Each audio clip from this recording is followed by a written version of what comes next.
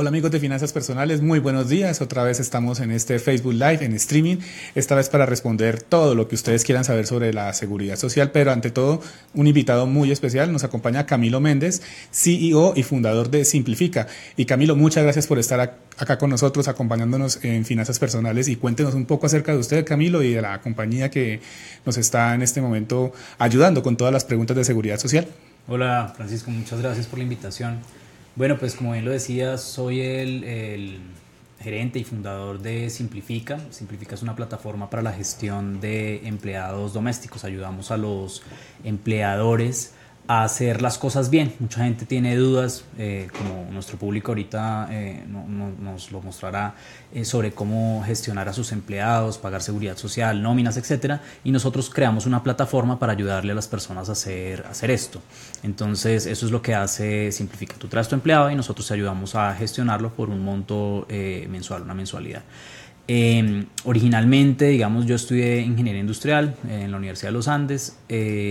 Tengo experiencia más que todo en consultoría gerencial. Digamos que mi background es en consultoría gerencial, haciendo consultoría en operaciones, estrategia, en empresas en Latinoamérica. Y un día decidí lanzarme al agua y emprender. Entonces ahí lanzamos Simplifica.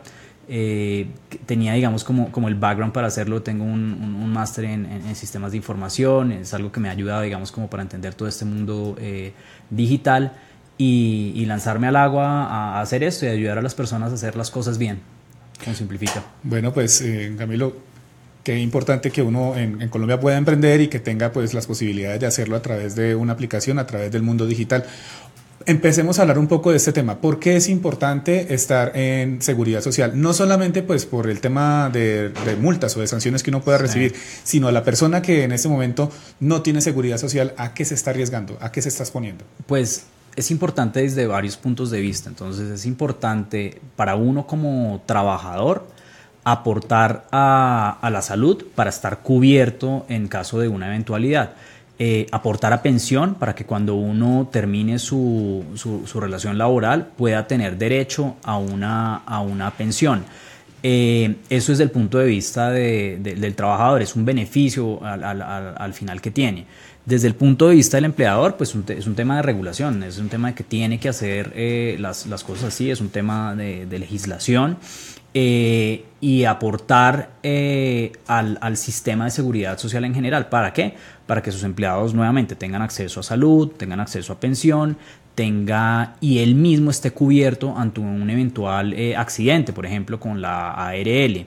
También es un tema social, ¿no? Porque digamos uno aporta, pero pues todo ese aporte no se lo consume uno, sino que uno está aportando en general al sistema de seguridad social, para que otras personas, digamos, tengan el beneficio de poder recibir una pensión al final de su vida laboral. Entonces todos, digamos, que al final terminamos construyendo país cuando estamos aportando a la seguridad social.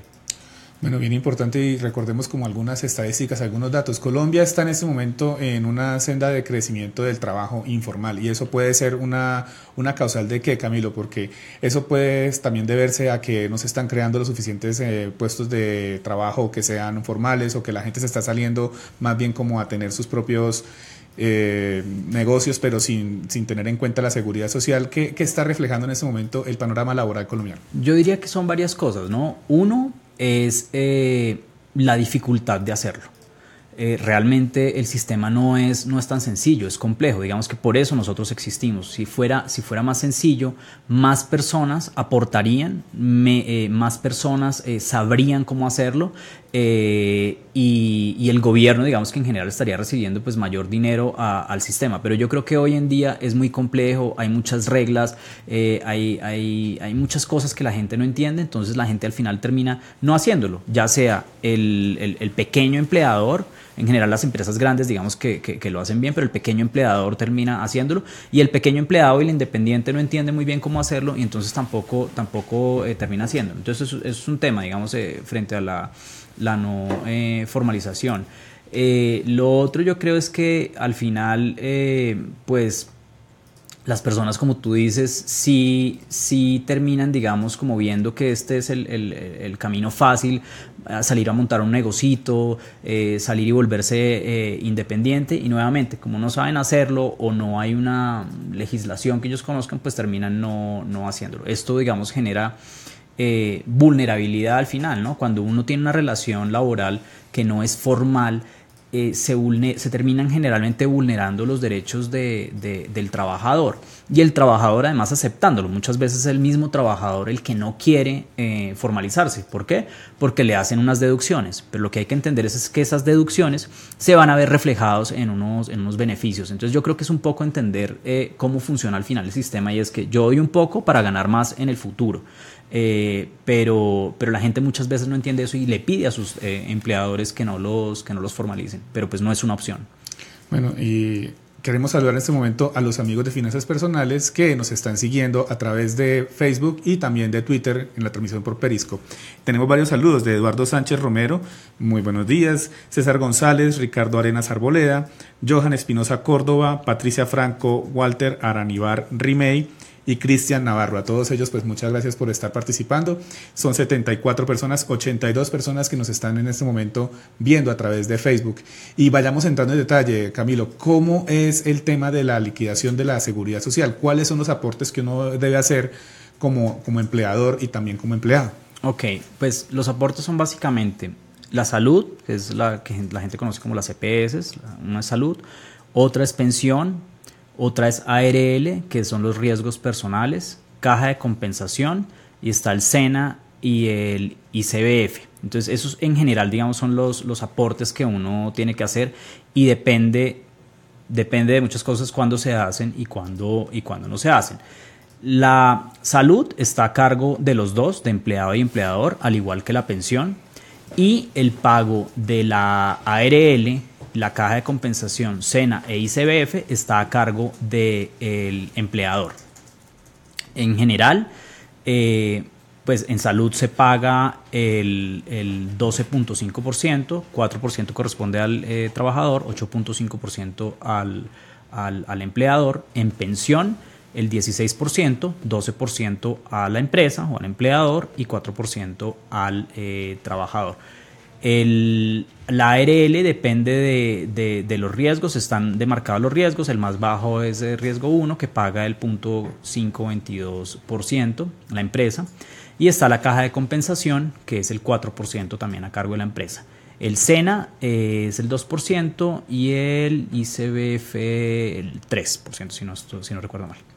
Camilo, ¿qué tan grave es cuando uno está en una empresa, uno está ya trabajando y le descuentan a uno del salario la salud, por ejemplo, y también la pensión, pero va uno y se acerca a la EPS y le dicen, uy, es que qué pena, pero su empleador no está al día con la salud? ¿Eso qué tan grave es? Es muy grave, o sea, realmente pueden pasar varias cosas, ¿no? Una es que realmente el empleador no haya pagado, y es muy grave porque su empleado está descubierto y puede generar sanciones.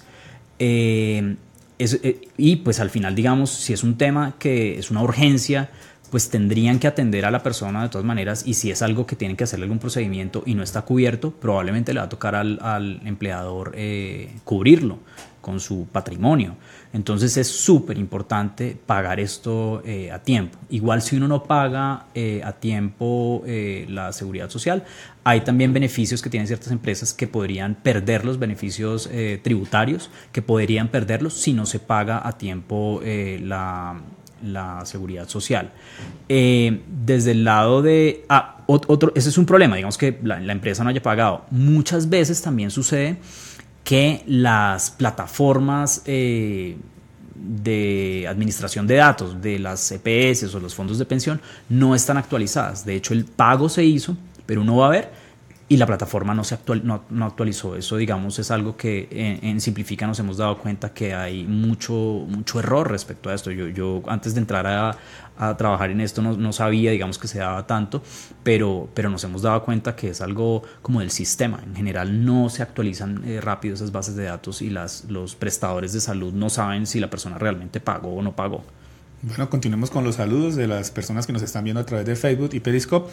Jennifer Sabe, que nos saluda, Manuel Alejandro Cortés Cataño, Joja Llovita también, que nos manda saludos, y Ricardo Arenas Arboleda tiene el siguiente comentario: con un sistema de salud tan mediocre donde todo lo solucionan con acetaminofén y bloquean el acceso a los especialistas que usualmente se necesitan, entonces pues ahí dejamos el tema de las críticas, que todas las personas que nos quieran hacer este tipo de comentarios en finanzas, pues las respetamos y bienvenidas sean.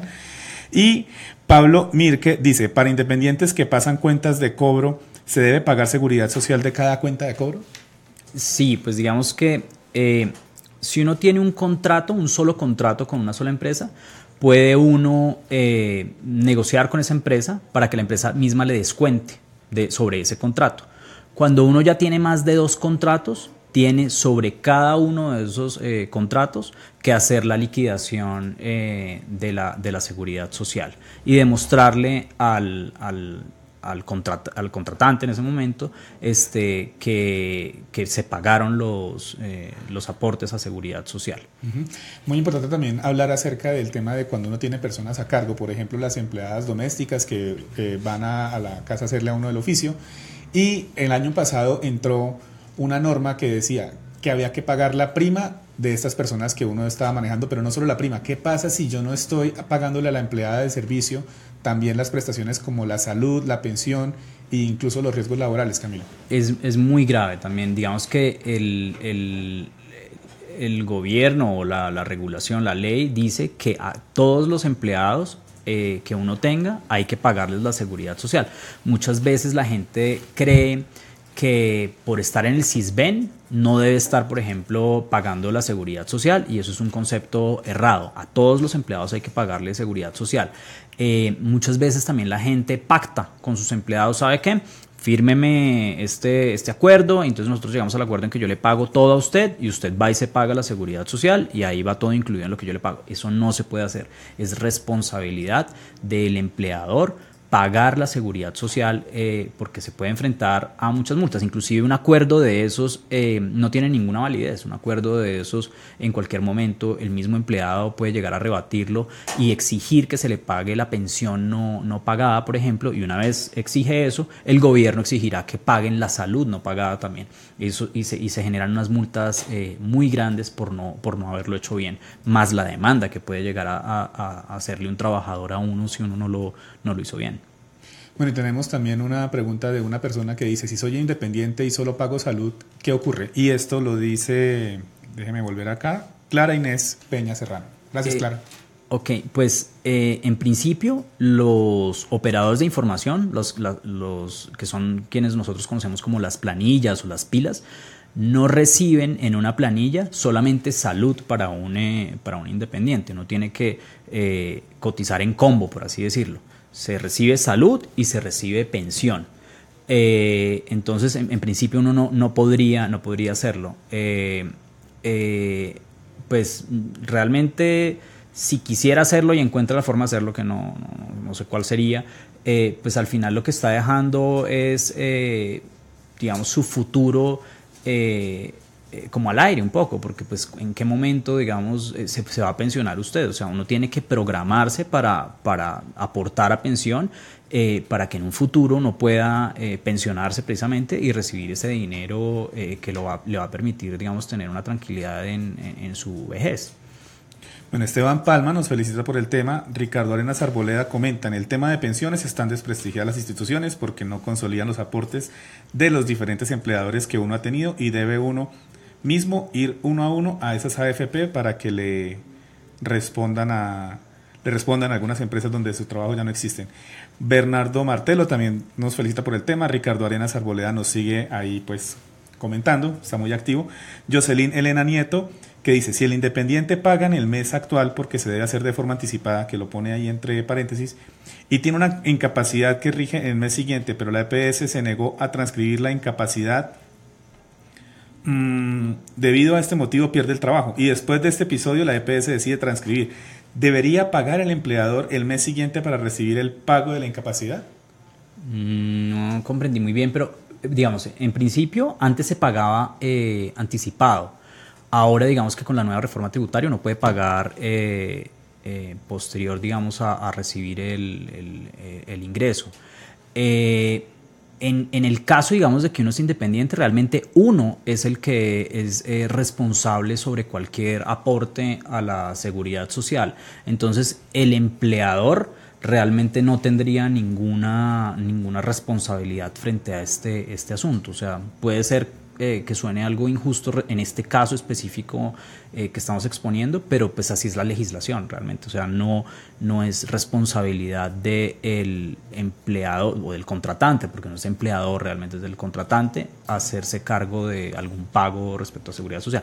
Es responsabilidad de ellos exigir que se presenten los soportes de pago de la seguridad social. Camilo, una cosa que me quedó en el aire con el tema de la empleada del servicio, cuando uno le está pagando la seguridad social, salud, pensión y riesgos. Sí. Uno le paga a esa persona por que vaya a la casa, digamos, en la semana 40,000 pesos. Eso es un solo día. Sí. Y esa persona también va a otras casas en la semana y paga también, sí. recibe 45,000 pesos. Ahí uno como pues, responsable de esta persona que va a su casa, ¿cómo le verifica que ya hizo ese pago y que uno tiene la tranquilidad de que todo está en orden? Ok, realmente, pues nuevamente, no, en ese caso ella, digamos, está contratada, no es por prestación de servicios, eso digamos hay que dejarlo claro. Uno no contrata empleados domésticos por prestación de servicios, tienen que ser su empleado, tiene que haber un contrato laboral y uno está encargado de verificar que uno haya, pues más bien, uno está encargado de pagar lo que le corresponde a la seguridad social. Entonces, cuando son empleados de por días, si están en el régimen subsidiado, esto es, si están en el SISBEN, uno tiene derecho como empleador y como empleado a pagar fraccionado la seguridad social. Entonces, si pertenece al SISBEN, pues la seguridad social es cero, no pagan ni empleado ni empleador, pero si es pensión, el empleado paga el 4%, el empleador el 12%, pero lo pueden pagar por semanas. Si el empleado va de 1 a 7 días a la semana, paga una cuarta parte sobre el salario mínimo. Si va de 8 a 15 días, paga la mitad. Si va de 15 a 21 días, paga 3/4 partes. Entonces, digamos que a eso tienen derecho si el empleado es de por días y está en el régimen subsidiado y gana menos de un mínimo, que uno asumiría que gana menos de un mínimo porque pues está yendo de por días. Uh-huh. Bueno, tenemos una inquietud de Eduardo Sánchez Romero. Dice, ¿cómo se liquida la seguridad social de los profesionales de la belleza, teniendo en cuenta que usualmente los ingresos percibidos son compartidos? El 50% para el estilista y el 50% para el dueño del salón. Y por bien que le vaya al estilista, dice Eduardo, podría pagar sobre un IBC mínimo, pero cuando no es así, ¿o sería mejor estar en el régimen subsidiado? No hay forma de pagar menos del mínimo. Digamos que el ingreso base de cotización para un independiente es lo que recibió por el 40% y ese sería el ingreso base de cotización. Pero el ingreso base de cotización nunca puede ser menor al salario mínimo y siempre se tiene que cotizar sobre el salario mínimo. Entonces, pues al final, digamos, lo que recibió la empresa no tiene nada que ver, digamos, con lo que va a pagar el estilista en este caso. Es sobre lo que recibió él mismo. Habría que hacer el cálculo de en qué momento es mejor, digamos, que emplearse a recibir menos de ese salario. En este momento, digamos que no lo podría hacer, pero pues sí uno podría hacer el cálculo de en qué momento es mejor realmente estar como empleado a mantenerse en un contrato por prestación de servicios. Uh-huh. Bueno, y cuando uno es contratista y tiene que, así por OPS, trabajar y liquidar uno de sus prestaciones, ahí ¿cómo se puede hacer cuando se manejan como varias órdenes de prestación de servicios? ¿Qué es lo que uno debe hacer para poder estar al día con esos pagos? Pues uno tiene que calcular por cada uno de esos contratos el pago que tiene que hacer. Entonces, como decía anteriormente, si es uno puede decirle al contratante que le haga el descuento directamente sobre el ingreso, pero si son diferentes contratos, uno tiene que calcularlo sobre cada uno de los contratos, cuánto es que tiene que pagar en seguridad social, siempre, como decía en el ejemplo anterior, sobre el 40% del ingreso mínimo de cotización, que no puede ser nunca menos, ingreso base de cotización, perdón, que nunca puede ser menos del salario mínimo. Y ese ingreso base tampoco debe ser más alto del 25 salarios mínimos. Entonces, cuando uno tiene contratos muy grandes, lo calcula sobre ese sobre el 40%, y si le da más, el ingreso base le da más de 25 salarios mínimos, lo baja a 25 salarios mínimos. Bueno, muy importante que nos estén enviando las preguntas. Hemos estado respondiéndoles a todos ustedes ahí lo que desean saber, lo que desean consultar, porque este tema de ABC de seguridad social pues siempre genera como muchas dudas. Hay también como diferentes inconvenientes que este año se presentaron porque los independientes les cambió la manera de cotizar a salud y pensión.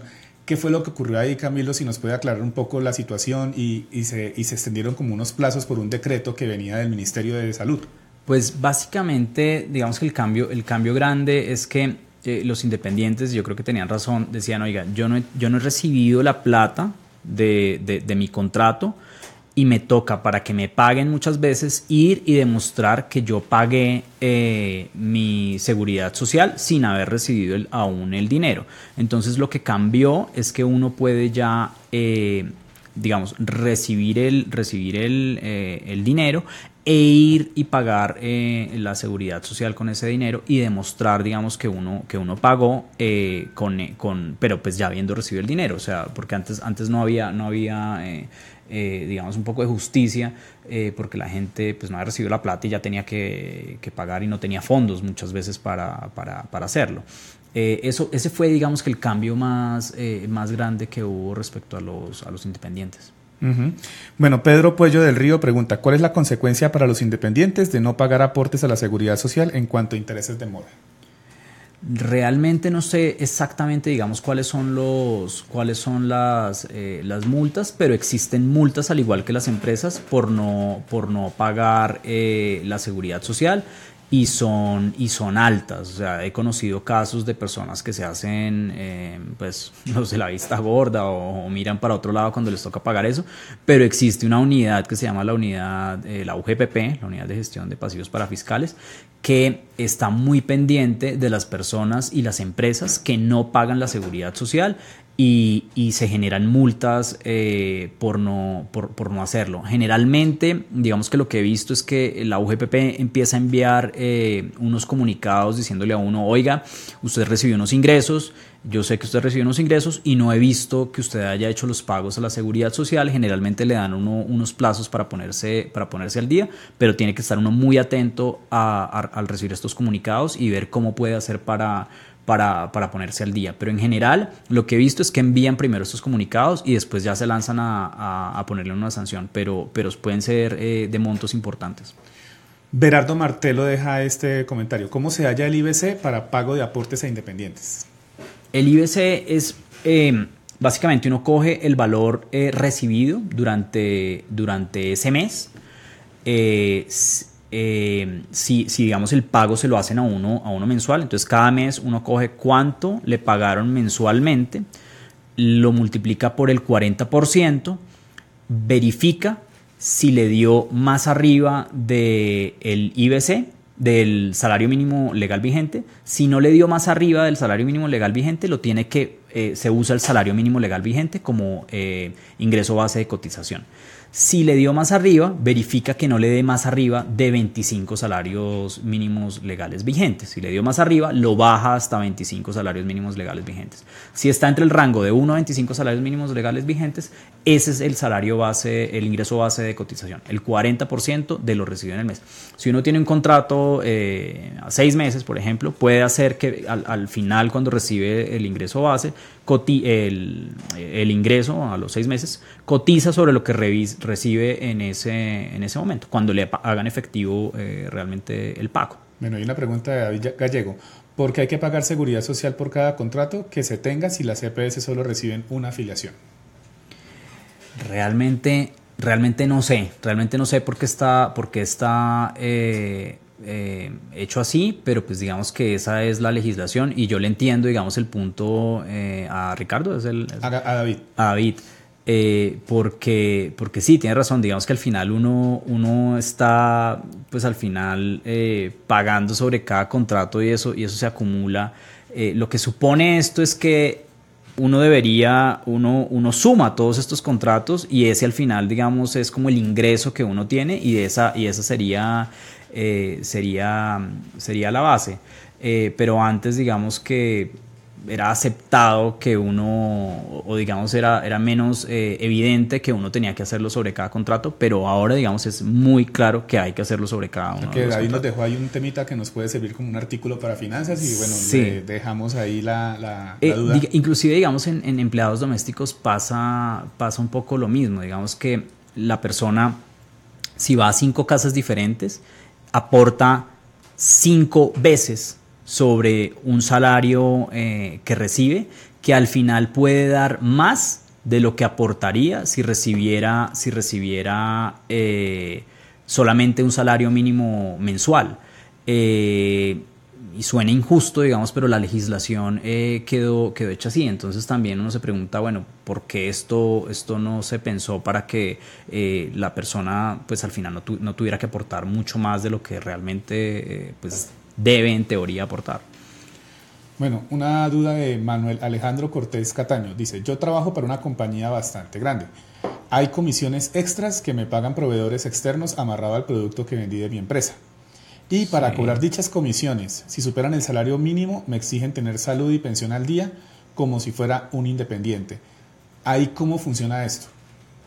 No sé cómo es ese tipo de contrato porque no entiendo cómo. Mirar cuáles son las condiciones. Sí, no entiendo cómo son las condiciones realmente porque si uno está trabajando con una empresa, pues digamos esa empresa es la que uno pagaría la seguridad social sobre lo que recibe de esa empresa.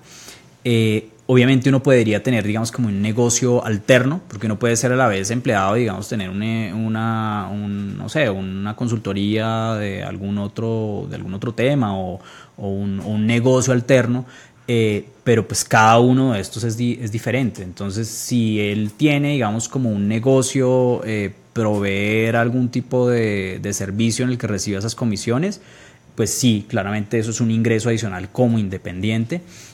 Pero pues no sé en particular, digamos, cómo se maneja en esta empresa ese asunto. Y Berardo Martelo dice, sobre el cálculo que menciona del IBC, tengo una duda acerca de cómo se halla el IBC teniendo en cuenta que se deben descontar los gastos antes de aplicar el 40% sobre los ingresos que ya se mencionan. No, es sobre el ingreso. Es sobre el ingreso el IBC. Entonces se coge el ingreso y se multiplica por el 40%. Listo, aclarado. Y Carmen Rosa Bermúdez dice, ¿cuál es la base de cotización para los salarios integrales? La base de cotización para los salarios integrales es del 70% sobre el salario integral.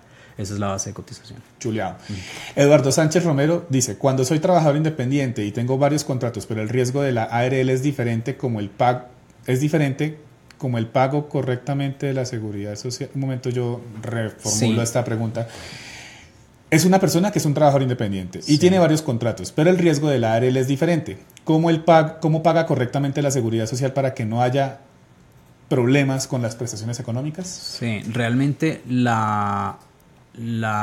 trabajador independiente tiene que pagar solamente salud y pensión. Uh-huh. Digamos que la ARL y la caja de compensación no le corresponden al trabajador independiente. Uh-huh. Bueno, y Sebastián Rodríguez dice, una pregunta para los trabajadores como meseros que están únicamente fines de semana. ¿Debe ser pago la seguridad social y la seguridad y la pensión? Sí, pues en los restaurantes digamos que hay un tema y es que pues muchas veces contratan a estas personas por prestación de servicios. Yo hasta donde entiendo eso no debería ser así. Tienen que contratarse como empleados. Hay un tipo de contrato especial que en este momento, si mal no recuerdo, es un contrato de 36 horas en el que no puede haber digamos que segmentos de trabajo menores a 4 horas.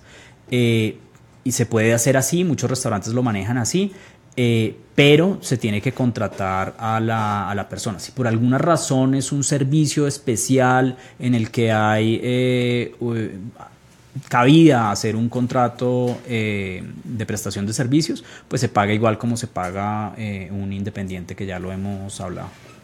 Bueno, y han sido todas las preguntas que nos han dejado. Muchas gracias a Camilo por estar acá acompañándonos. No, a las personas que estuvieron conectadas a través de Facebook, más de 80 personas en vivo. Y en la producción audiovisual tuvimos a David Gallego, quien nos acompañó en la parte de audio, y Blaylor Ávila, quien estuvo manejando la consola de video. Síganos acompañando en los futuros streams de finanzas personales. Camilo, de nuevo, pues por su tiempo, por acompañarnos. A ustedes muchas gracias.